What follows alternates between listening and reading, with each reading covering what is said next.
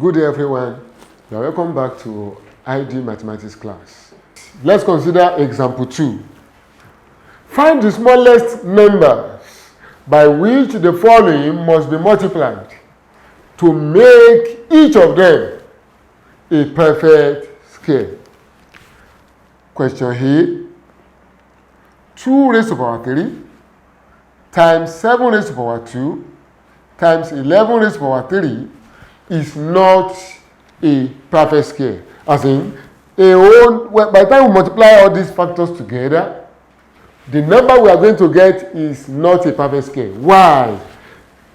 Some factors of the number, like factor 2 here, is carrying odd power, meaning it is not going to be perfect. Factor 11 is carrying odd power. It's not going to be perfect. Only factor 7, which is carrying even power, will be perfect. And once you multiply a perfect part with an imperfect part, it gives you an imperfect whole. So, how do we now make this perfect? Simply in the exam, especially in the objective test, you don't need to work out anything. I explained the first example to you for you to know the nitty-gritty of what we do. But now in the exam context, when you are facing objective test, you need speed. You need to save time. See what you need to do. The smallest number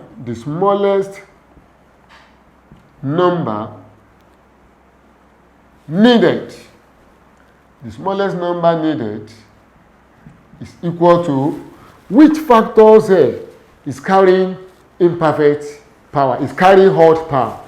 Factor 2 is carrying odd power. You need another 2 to make it perfect. So write 2. Which other factor is carrying odd power? Factor 11 is carrying odd power. Say times 11.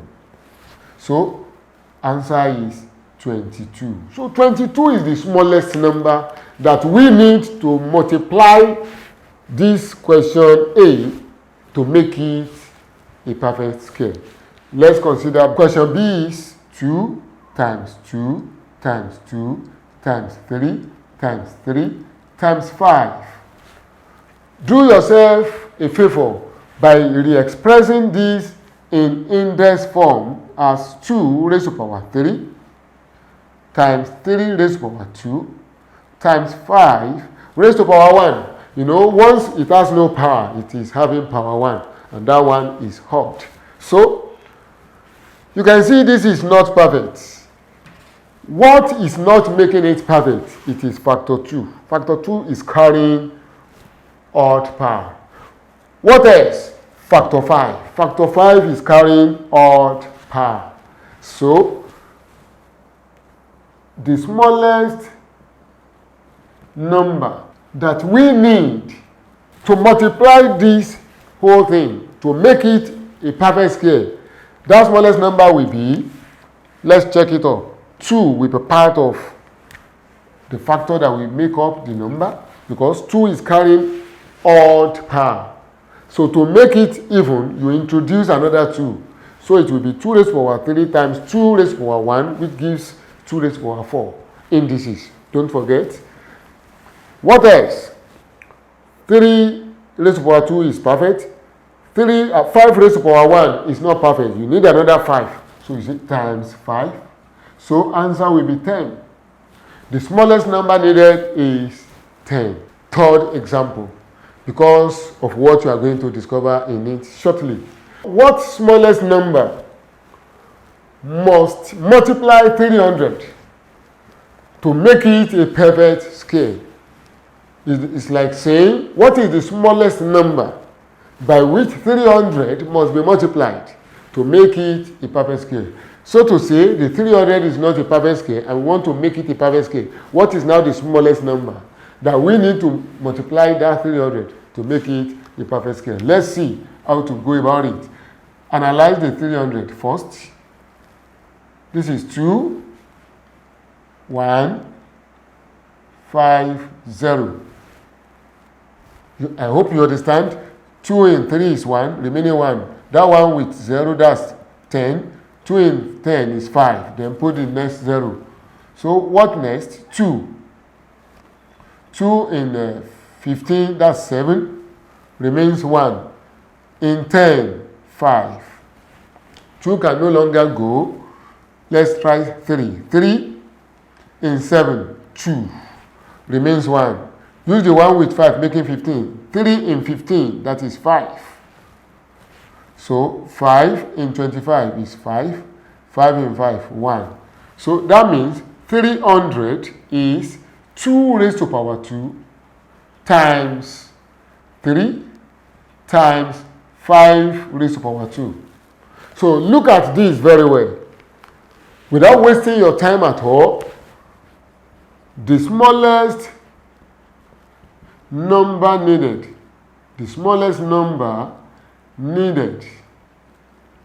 is 3. The smallest number needed is equal to 3. Why? 2 factor 2 is having even power. Factor 5 is having even power. It's only factor 3 that is having odd power 1. And since there is no other one to multiply them together, as in example 1 and 2, that 3 alone is the smallest number that we... You can now see why I introduced this example 3. Because example 1 contains 2 factors that we multiply together to get the smallest number we needed. In example 2, we multiplied together 2 factors to give us the smallest number we needed. But in this example 3, you can see it is only factor 3 that we single out that form the smallest number, by which 300 must be multiplied to form a perfect scale. So I want to believe with all this, you should be home and dry. No problem. Let's move to the next concept. We want to consider another important aspect of whole number, which is tagged number patterns. In number patterns, there are 2 important number patterns. We have what we call specific number patterns. Then there is general number pattern. What is number pattern, by the way? Number pattern is about a consistent trend in the sequence of a set of numbers. Under specific patterns, we are going to consider natural number pattern, odd numbers pattern, even numbers pattern, perfect squares pattern, perfect cube pattern, and finally under that we will consider Fibonacci pattern. When we say natural numbers pattern, what are we talking about? Before now, I've taught you something about natural numbers. Natural numbers are counting numbers, and they include 1, 2, 3, 4, 5, 6, and so forth.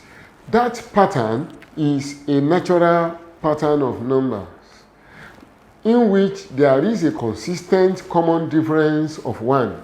Between 1 and 2, there is 1 as a difference. The difference between 2 and 3 is 1.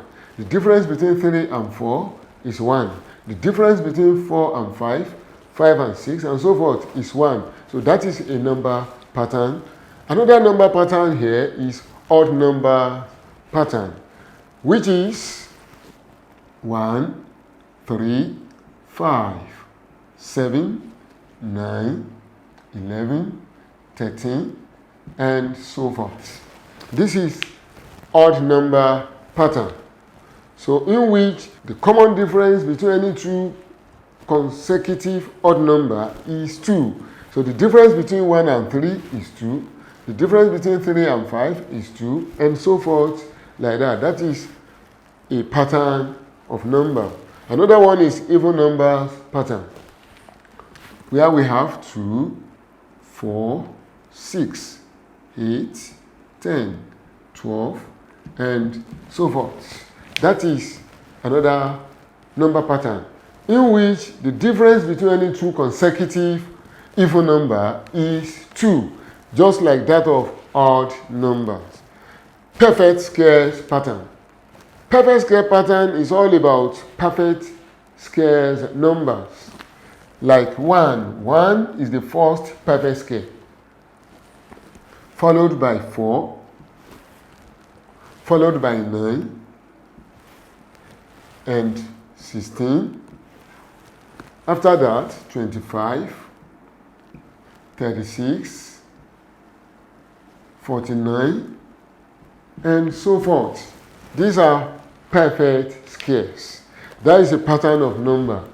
How do we know they are perfect squares? You can see that every number here can be expressed in even power, either in power 2 or power 4, power 6, and so forth. One square is 1. 4 can be expressed as 2 square. 9 can be expressed as 3 square.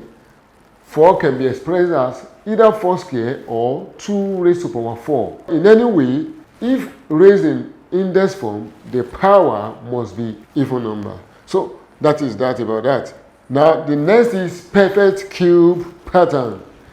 There is a pattern of perfect cube that gives us a pattern of sequence. Number 1 perfect cube is 1. Number 2 is 8.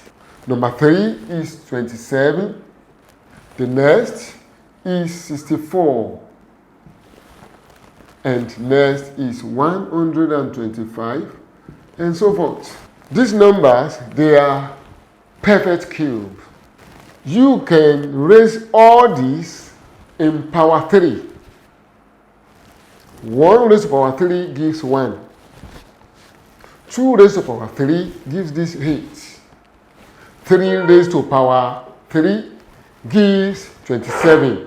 In 64, 4 raised to power 3 gives 64. While in 125, 5 raised to power 3 gives 125, and so forth. So that is it. The last under these specific patterns of number is Fibonacci pattern or Fibonacci sequence. Fibonacci sequence or pattern of number is a kind of sequence in which a term is gotten by adding 2 preceding terms together to get it. This is what I'm saying. Let's say we have 0, 1.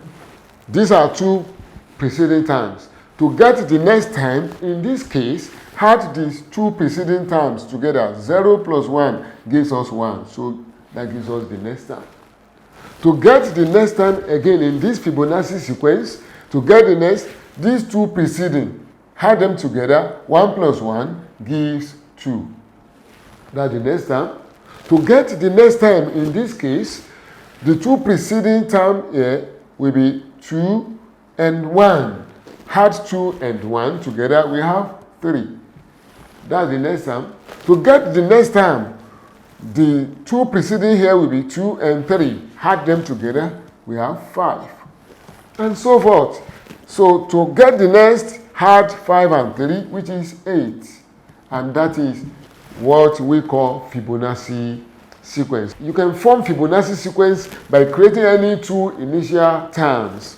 If you create 2, 3 as the first 2 initial terms, and you mean to form Fibonacci sequence, all you need to do is add these 2 together. 2 plus 3 gives 5. So you get the next one. 3 plus 5 gives 8. So we have 8. 5 plus 8 gives 13. We have 13. 13 plus 8 gives 21. And that is how to form Fibonacci sequence.